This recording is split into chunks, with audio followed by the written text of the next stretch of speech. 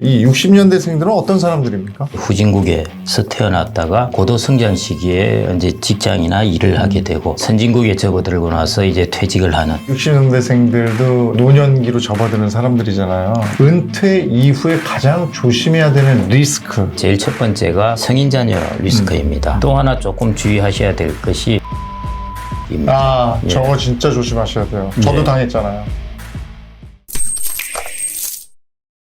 박사님하고 저하고 공통점이 박사님도 60년대생이시잖아요. 예, 그렇습니다. 저도 60년대생인데 이 60년대생들은 어떤 사람들입니까? 일반적으로 베이비 부머라고 이야기들을 하죠. 예, 베이비 부머들 중에서도 조금 독특한 위치에 있는 사람들인 것 같습니다. 860만 명 정도로 아주 많은 숫자를 차지하고 있고요. 예, 그다음에 이제 문화적인 특징도 비슷하고 경험도 비슷하고. 그래서 저는 이제 베이비 부머들이 55년생에서 74년생까지 이렇게 쭉 펼쳐져 있지만은 그 중에 핵심적인 중간이자 중심층을 차지하는 것이 60년대생이 아닌가 이런 생각이 들고요. 원래 60년생이 태어날 때 제가 보니까 우리나라 1인당 GDP가 79달러였더라고요. 네. 예, 지금이 이제 32,000달러 이렇게 되니까요. 참 재밌는 이제 세대입니다. 아주 후진국 중에서도 이제 후진국에서 태어났다가 그 다음에 이제 중진국 고도 성장 시기에 이제 직장이나 일을 하게 되고 그 다음에 이제 선진국에 접어들고 나서 이제 퇴직을 하는 이렇게 후진국과 중진국과 선진국을 한 세대에서 자기의 삶에서 다 겪은 세대가 과연 어디 있을까? 예, 그렇게 보니까 60년대생들이 좀 그런 면에서는 아주 독특한 것 같습니다. 얼마 전까지만 해도 58년 개떼에 대한 얘기를 하면서 50년대생들에 대한 얘기를 했었어요. 네. 60년대생들은 그와는 조금 개가 다른 그런 것 같거든요. 특징을 어떻게 보십니까? 58년생 같은 경우에는 이제 그렇게 숫자가 많지, 58년생 하나로는 많을 수가 있는데요. 50년대생의 집단으로서는 그렇게 많지가 않습니다. 네, 그런데 60년대생은 이제 또 58년생보다 당연히 62년생이 숫자도 많을 뿐만 아니라요. 60년대 전체적으로 이제 이 아주 큰 집단을 형성하고 있습니다. 그리고 이제 뭐 58년생도 민주화 이런 이야기를 하긴 합니다만은 어떻게 보면은 이제 민주화의 핵심 세대는 사실은 60년대생입니다. 60년대생들은 이제 삼저호황 이러면서 한참 고성장을 할 때 그때 이제 그 사회를 다녔던 그런 그 출생 연도가 아닌가 싶고요. 그래서 제가 한 3가지 정도를 이렇게 한번 압축을 해봤습니다. 과연 도대체 특징이 무엇인가? 이렇게 살펴보니까 이제 첫 번째가 아까 말씀드린 베이비 부머 중에서도 아주 중심 세대에 속한다. 10년 동안의 핵심적인 중심 세대에 속한다는 것이고요.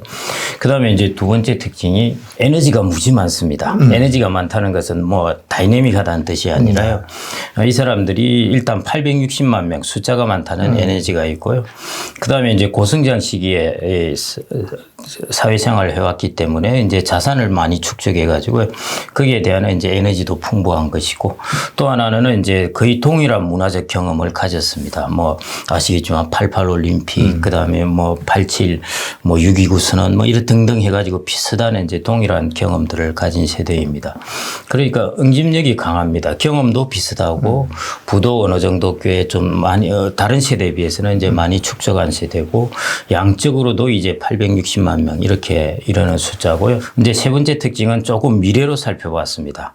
앵글을 이제 미래로 돌려보면은 작년에 우리나라가 초고령 사회에 진입을 했는데요. 그게 65세 이상 인구가 이제 19%, 진입한 것이 아니라 19%였고요. 올해 아니면은 내년 정도 이제 초고령 사회에 진입하게 됩니다.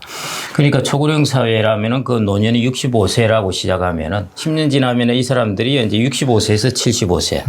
거기서 또 10년 지나면은 75세에서 85세. 그러니까 제가 보니까 앞으로 한 20년 동안은 이 초고령 사회에서 가장 이제 중요한 주역이 되지 않을까 그렇게 생각이 됩니다. 그래서 저는 그 3가지가 가장 중요한 특징이지 않을까 그렇게 보고 있습니다. 근데 또 60년대생들이 가장 부자다 이런 얘기는 맞습니까? 예, 맞습니다. 가구의 소득에다가 이제 가구 숫자를 곱하면은 60년대생들 전체가 가진 부가 나오는데요. 그런 자산 보면은 벌써 이제 50대 이런 쪽하고 거의 이제 같은 수준이 되었습니다. 그리고 그 속도가 계속 빠른 속도로 증가하고 있거든요. 그래서 그런 면에서 이제 곧 역전이 되어서 아마 가장 많은 부를 자산을 가진 그런 연령대가 될 것 같고요. 80년대 중후반에 취업하신 분들 보면은 뭐 한 달 월급이 50만 원이 있다 뭐 이러는데요. 한 4, 5년 지나면 확 달라져 버립니다. 그러나 이제 고도성장 시기였죠.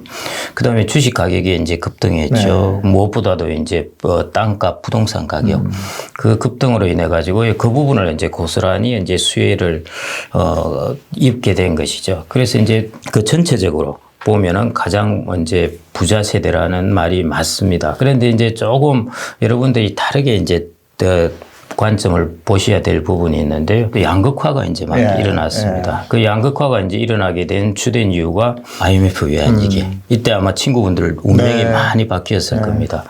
그 다음에 이제 90년대, 2000년대 초에 그 소위 말해 ICT 혁명 해가지고 이제 디지털로 확 전환하게 되고 전통 산업이 이제 막 구조조정을 하게 되면서 디지털 쪽으로 간 친구들 이런 사람들은 여기서 막 이제 돈을 벌고 성장을 하게 된 것이죠. 지금 뭐 카카오, 네이버 이런 것이 대표적이지 않습니까? 그래서 이제 산업의 변화 10년 있더니 또 글로벌 금융위기가 왕창 닥친 것입니다. 그런 것들 때문에 여기서 부가 좀 양극화되어 있습니다. 그래서 60년대생들은 다른 세대들하고 비교해 볼 때는 다른 세대들보다 더 지배적인 위치에 있는데요.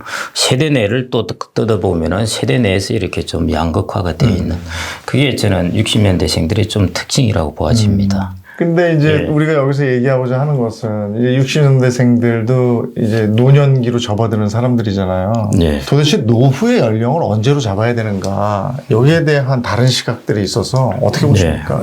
법적으로 정해져 있고는 이제 뭐 지공선생 이러기도 하는데 지하철 65세. 공짜 해서 65세라고 보고 있습니다. 보고 있는데요.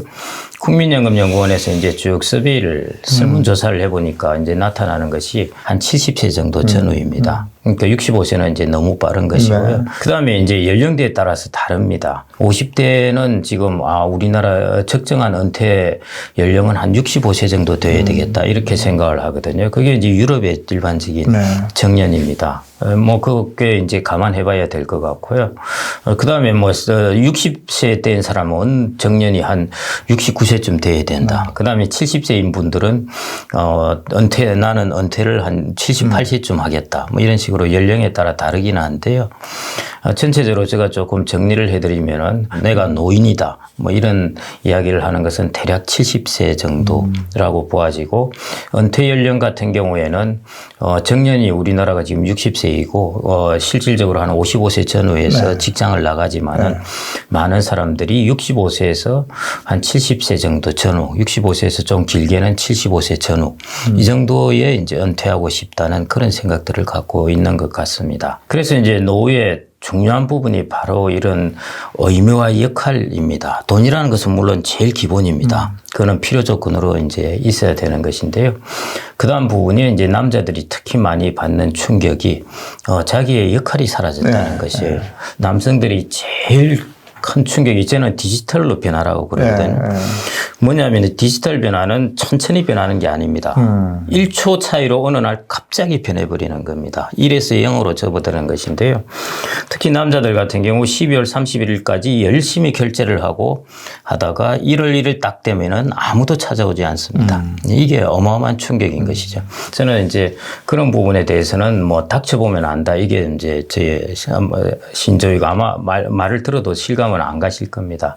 닥쳐보면 안다. 이렇게 말씀드리고 싶은데 그 중에 이제 제일 큰 것이 자기의 역할 부분입니다. 그래서 은퇴 이후의 삶 이게 이제 굉장히 중요하지 않습니까? 뭐 55세, 60세 나왔어요. 근데 100세 시대인데 은퇴 이후에 가장 조심해야 되는 리스크 이런 걸 하나씩 한번 짚어볼까요? 제가 이걸 이전부터 제가 축구를 보다 재미있어서 이걸 하게 됐는데요. 언제 축구에서 골이 가장 많이 터질까? 이걸 이제 월드컵 경기를 해서 조사를 해보면요. 후반 15분 남기고 가장 골이 많이 터집니다. 저는 이제 이걸 보면서 이게 우리 노후의 삶도 이거와 비슷하겠다. 이제 후반 인생 오후에 접어들면은 많은 사람들이 큼직한 것은 다 지나갔다고 생각을 하는데요. 그런데 저는 이제 그 인생 후반전에 이런저런 큼직한 사건들이 툭툭 터진다는 것입니다. 그게 이제 리스크인 이유는 젊었을 때는 다시 리커버할 시간이 있는데요. 나이 들어서는 이걸 회복할 시간이 없습니다. 마치 5분 남겨놓고 꼴을 먹으면은 꼴을 만회할 시간이 없는 것처럼요. 그래서 저는 이제 제일 첫 번째가 이제 성인 자녀 리스크입니다. 이 자녀가 그 귀여운 자녀고 이쁜 자녀가 왜 리스크냐 하는 것인데요. 저 앞에 성인자가 붙습니다. 성인 자녀 리스크인데요. 교육비라든지 이런 지출 비용, 그 다음에 이제 제일 큰 것이 이제 결혼 비용입니다. 그 다음 또 하나는 뭐냐면은 일본에서 부모의 연금을 같이 나누어 쓴다. 그 다음에 또 이제 부모님이 돌아가시면은 사망 신고를 안 한다. 왜냐하면 연금을 받으시죠. 예. 그런 것들이 이제 성인 자녀 리스크라고 할 수 있고요. 지금 당장 한 60대, 50대인 이제 사람들이 가장 성인 자녀 리스크에서 직면할 수 있는 것이 이제 결혼 비용입니다. 여러분들이 은퇴 자산이라고 이제 계산을 해 놓으셨을 거예요. 나 몇 억 모아놓았네 할 텐데요.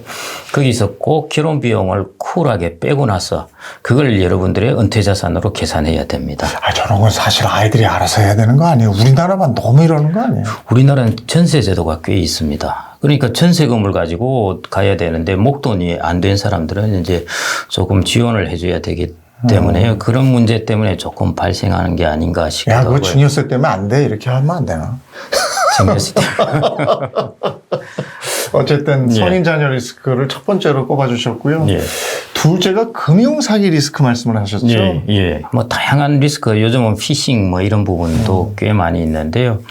저는 이제 금융사기 리스크 부분보다 또 하나 조금 주의하셔야 될 것이 고수익 유혹입니다. 저거 진짜 조심하셔야 돼요. 저도 당했잖아요. 그렇습니까?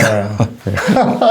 아니요, 이제 사람들이 잠깐 착각하기 쉬운 그런 자산이 있습니다. 아예 주식이라는 자산 같으면 야 이거 위험하니까 내가 한 20%만 해야 돼 하는데요.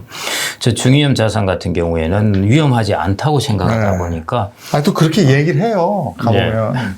저기 그래서 많이 하다가 손실을 보게 되는데 그래서 그런 부분들을 좀 스스로 이제 아셔야 됩니다. 금융시장에서 가장 첫 번째 원칙은 공짜는 없다입니다. 예를 들어 정기예금 금리가 3%인데 확실하게 5%를 주는 것은 없습니다. 가장 좋다고 생각되는 그런 조건에는 반드시 리스크가 있다는 것입니다. 그래서 그런 부분을 꼭 좀 감안을 하셔야 되고요. 라임도 그랬고 옵티머스도 그랬고 이번에 ELS도 그렇고요. 다 5에서 6%입니다. 이게 제가 보니 사람들이 가장 유혹이 많이 가는 수익률 같은데요. 상품이 복잡하고 이해하기 힘들수록 그런 자산은 그냥 안 하시는 게 좋습니다.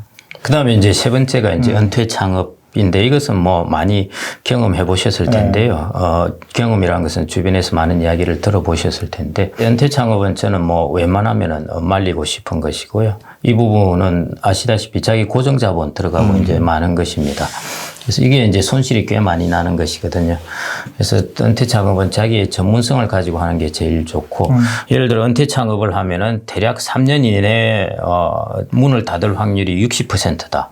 이렇게 다들 이야기를 합니다. 그런데 그 창업을 하는 사람은 나는 망하지 않겠다고 생각을 하는 겁니다.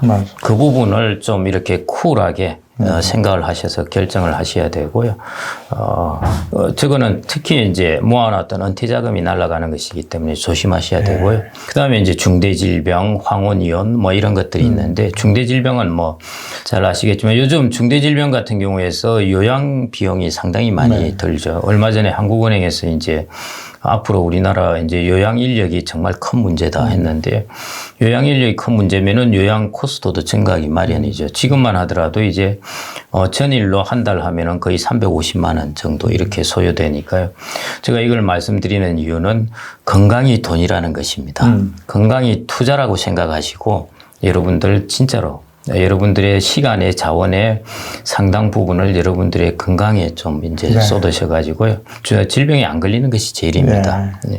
그래서 그런 부분은 이제 꼭 좀 유의해 주시고 마지막에 이제 황혼이혼입니다. 황혼이혼 하니까 원래 황혼이혼의 통계적 그 정의는 결혼한 지 20년 이상 되어서 이혼하면 다 황혼이혼이라고 이름을 붙입니다.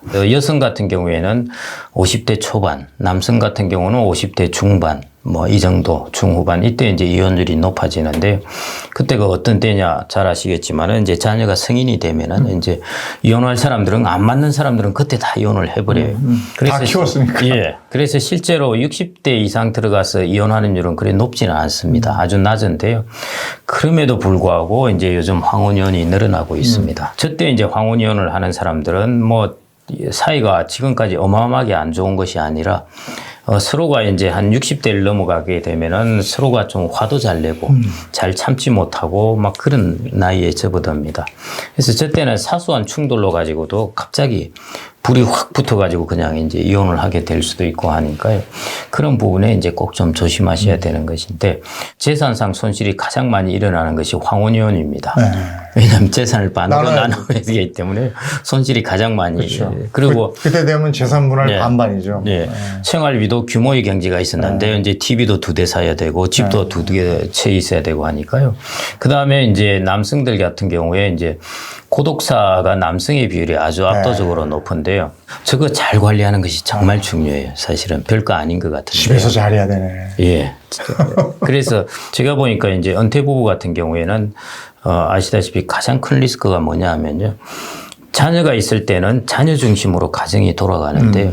자녀가 이제 예를 들어 결혼을 해서 나갔다. 근데 마침 이 시기에 남자가 퇴직을 해서 돌아옵니다. 이게 이제 은퇴 부부의 가장 큰 위기인데요. 그래서 이 부분을 이쪽의 위기를 잘 극복하고 부부의 관계를 돈독히 잘하는 것.